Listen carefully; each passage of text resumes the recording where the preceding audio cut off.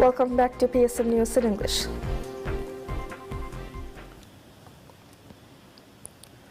President Dr. Mohammad Muizz nominates former ambassador of Maldives to China, Aishat Azima, as the High Commissioner of Maldives to India. The President has sent Azima's name to the Parliament, seeking parliamentary approval. The appointment was made to replace the current High Commissioner, Ibrahim Shahib. Since 1988, Azima has been serving various positions in the ministries after completing training programs within the nation and from abroad. In addition to serving as the ambassador to China, she also served as the deputy ambassador of Maldives to the UK. She also worked as the additional secretary of the Ministry of Foreign Affairs and as the joint secretary as well. While President Dr. Muizz has submitted this appointment to the Parliament, the Parliament has referred the matter to the Foreign Relations Committee for further review.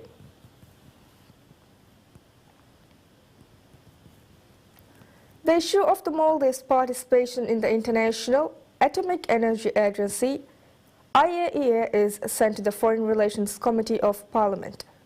This referral follows the President's presentation of the matter with the Cabinet's decision to join the IAEA.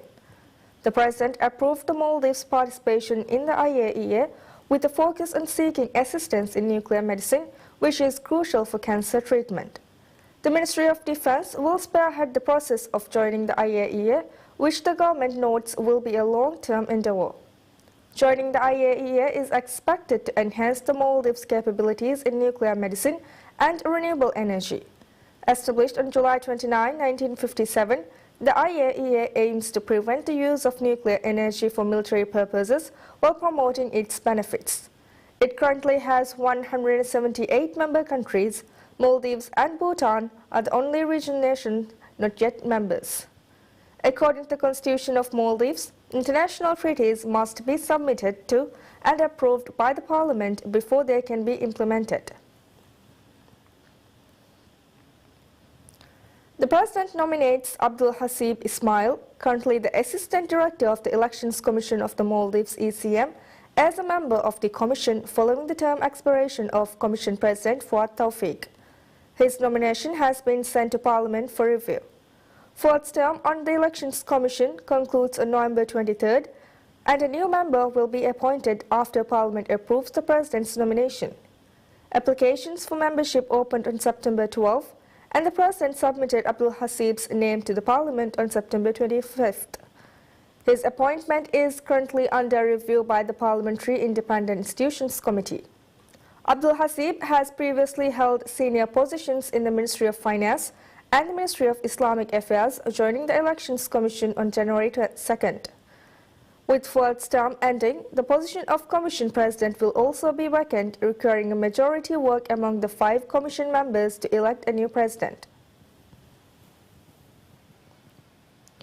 Minister of Climate Change, Environment and Energy Tariq Ibrahim meets with Ambassador of Japan to the Maldives, Takeshi Midori, to discuss the implementation of a solar PV and NAS battery storage water desalination plant, a project supported by the Government of Japan. Speaking at the meeting, Minister Tariq emphasized that both countries are committed to accelerating the progress of the project. He highlighted the project's potential to enhance the water security of the Maldives and promote environmentally sustainable energy solutions. He also expressed gratitude to Japan for its support and noted that this initiative would further strengthen the ties between the two nations. Meanwhile, Ambassador Takeuchi reaffirmed Japan's dedication to environmental protection and sustainable development. She also underscored the importance of continued cooperation on similar projects in the future. The Chinese company, Sinoso Hybrid Technology Company Limited, was awarded a contract earlier this year to install energy management systems in solar PV systems across 20 islands with a project cost of $1.2 million. The Environment Ministry announced that the work is scheduled to be completed within 4 months of commencement. The government aims to generate 33% of the country's electricity from renewable energy sources over the next 5 years. Currently, 67.5 megawatts of solar power is installed, supplying about 6% of the nation's electricity needs. The government plans to amend the Administrative Taxation Act to enhance the authority of the Maldives Inland Revenue Authority, MIRA. Attorney General Ahmad Usham announced that the amendment will be introduced later this year. Currently, there's an estimated $1.04 million in tax and non-tax revenue owed to the state, including fines. Mira reports that this comprises approximately $456 million in tax revenue and $456 million in non-tax revenue. The Third Amendment to the Administrative Taxation Act empowered the Attorney General to recover any state dues excluding taxes that remain unpaid after their due date under Article 50 of the Act. The Attorney General's Office, AGO, has identified delays and challenges in the current recovery process, prompting the need for legal reforms to streamline revenue collection. Attorney General Usham indicated that he will present the amendment to the Parliament this year. This revision will also authorize Mira to accept non-tax revenue and pursue recovery actions in accordance with Sharia law as previously practiced. Mira has already been granted certain powers to recover state dues beyond taxes, allowing them to initiate actions such as sending payment notices, publicizing the names of defaulters, and withholding services requested from government agencies. Commissioner General of Taxation Hassan Zarir emphasized that Mira is actively working to recover outstanding funds owed to the state. The Ministry of Social and Family Development reveals plans to establish a dedicated center called the Empowerment Hub, aimed at creating income-generating opportunities for people with disabilities.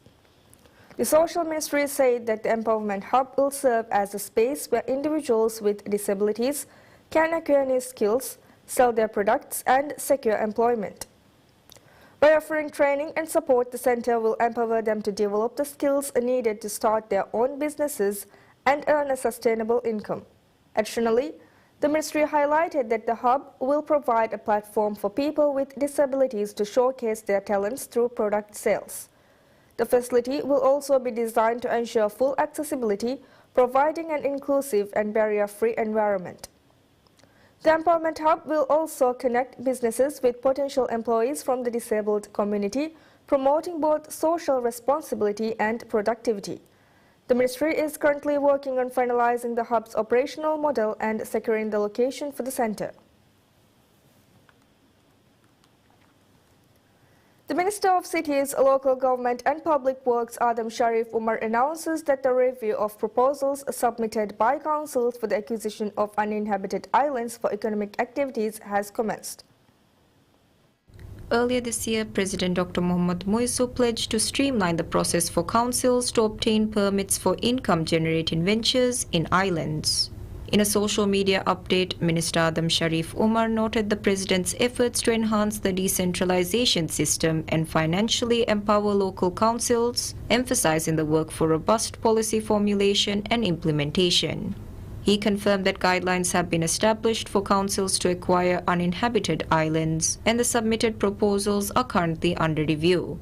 In a significant policy change, the President has extended the allocation period for uninhabited islands to councils from 10 years to 25 years, allowing for the acquisition of farmland within or adjacent to these islands. According to the Minister, 4 councils have submitted proposals.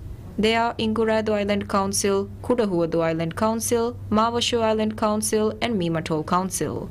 However, some of these councils have yet to provide all the required documentation. The minister stated that the government is committed to supporting councils impartially and facilitating their legal responsibilities. Additionally, a new system has been announced to empower councils and enhance revenue generation. Efforts are also underway to address space constraints by preparing 50 new council offices. A proposal for the establishment of 55 councils under the contractor finance model has been reviewed and submitted to the Economic Council. The Government of Japan, in collaboration with the United Nations Office on Drugs and Crime, UNODC, donates CCTV camera equipment to the Maldives Police Service MPS. Handover took place at a ceremony at Iskandar Kosh in Male City, where Ambassador of Japan to the Maldives, Takeshi Midori, presented the equipment to Commissioner of Police Ali Shuja. Speaking at the handover ceremony, Commissioner Shuja expressed gratitude to Japan and UNODC for their continued support in enhancing the Maldives Police Force's resources and infrastructure. The Japanese government and UNODC have been consistently assisting the MPS, and the plaque was presented to them as a token of appreciation at the event. The previous donations from UNODC with Japan's support have included road and marine vessel drug-filled test kits, precursor field test kits, and ramen handheld field identification kits. The Embassy of Japan to the Maldives said that the donated items are valued at approximately $2.5 million. The equipment is intended to help combat drug-related crimes, illegal activities in the fisheries sector, and other maritime offences in the Maldives.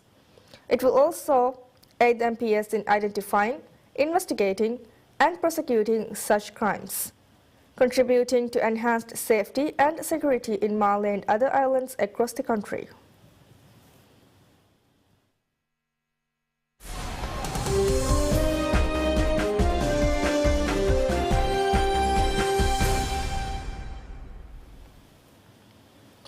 The European Central Bank (ECB) is expected to lower interest rates again this week as anxiety about inflation in the Eurozone fades and concerns over sluggish growth mount. Inflation fell to 1.8% across the 20 members of the euro area in September, the first time it has been below the ECB's target of 2% since 2021. While the rate is expected to tick up again towards the end of the year, the sense that consumer prices are back under control has grown. ECB policymakers will meet in Slovenia to decide whether to reduce rates further and up the tempo of cuts. The central bank is headquartered in Frankfurt but sometimes holds monetary policy meetings in other parts of the Eurozone. The bank has already cut rates twice from their peak of 4%, once in June and again at its last meeting in September. The ECB lowered the interest on its deposit facility by 25 basis points in each case, leaving the benchmark rate at 3.5%. In response to soaring inflation triggered by the unwinding of coronavirus pandemic lockdowns and Russia's invasion of Ukraine, the ECB had raised rates further and faster than ever before. The moves to raise borrowing costs and slow the pace of consumer price rises had their effect. The bank's president Christine Lagarde said last month that ECB's efforts to tame inflation were progressing. Lagarde told the European Parliament that recent economic indicators strengthen their confidence that inflation will return to target in a timely manner. She said that ECB would take the fresh figures into account in their next monetary policy meeting. In the name of data dependence, the ECB has tended to move with the rhythm of its forecasts, which are updated at every other meeting, with the next batch due in December. Rate setters could be tempted to act preemptively to avoid suffocating growth too much, predicting another cut of 25 basis points on Thursday.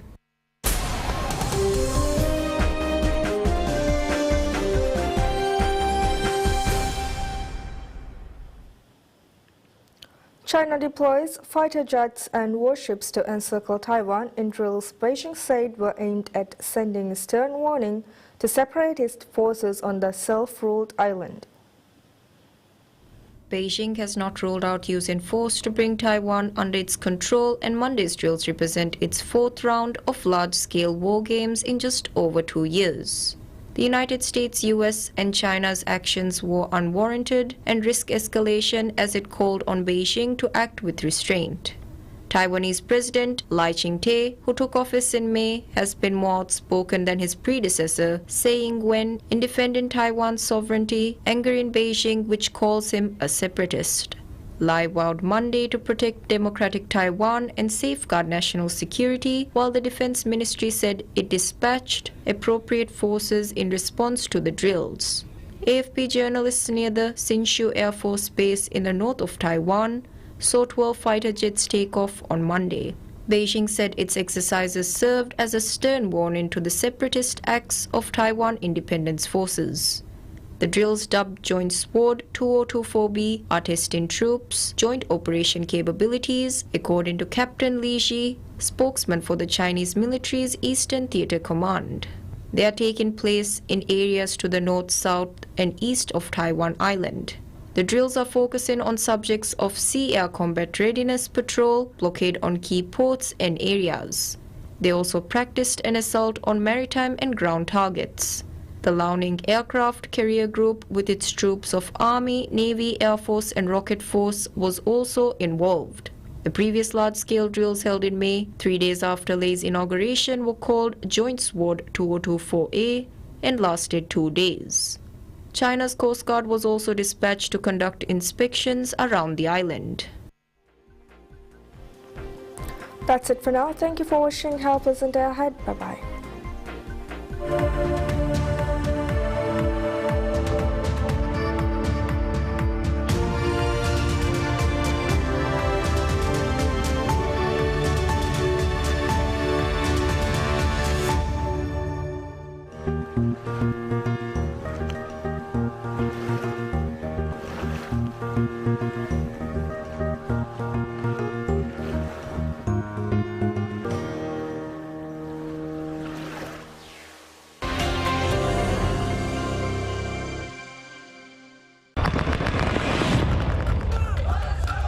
ඒරෙග්ග දුනියග නජ ಹುಟ್ಟಿ ಫವಾ ಪೊಡೆತಿ ಮಸಲ್ತ Cero votos en contra.